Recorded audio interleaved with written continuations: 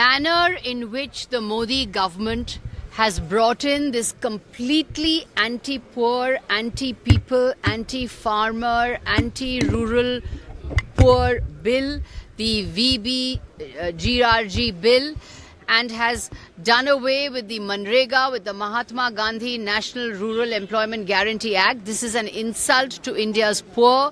It is an insult to Mahatma Gandhi. It is an insult to Rabindranath Tagore. With just 5 hours notice, this bill was given to us. We were not allowed a proper debate. What is our demand? Our demand was such an important bill should be sent to the select committee and let the opposition parties examine it, let the opposition parties discuss it, let all stakeholders discuss it, but no, in a display of tyranny, in a murder of democracy, in a murder of parliamentary democracy, in a murder of the constitution. Today, the Modi government has bulldozed this bill. We protested on the floor of the House, we went into the well, we protested against this undemocratic, unconstitutional bulldozing of bills that the Modi government is doing. We are now going to sit on a 12-hour dharna against the manner in which the Modi government has brought this black law against the people of India.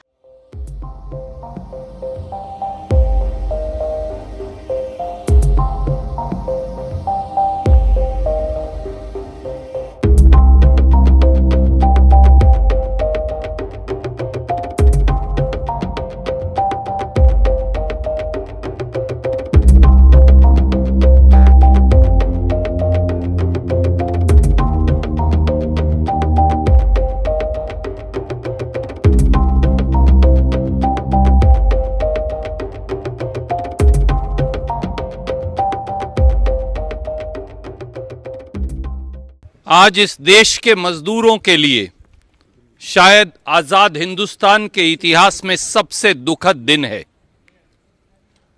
Bhajpa सरकार ने एक ऐसा घाव 12 करोड़ से अधिक करोड़ों मजदूरों की रोजी रोटी पर दिया है मनरेगा कानून को खत्म कर।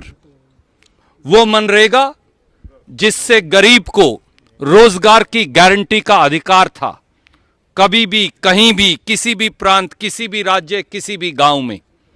उस मनरेगा कानून को आज खत्म कर मोदी सरकार ने यह साबित कर दिया है कि वो किसान हो या मजदूर, उन दोनों के हकों पर कुठाराघात ही इस सरकार का असली षड्यंत्रकारी एजेंडा है।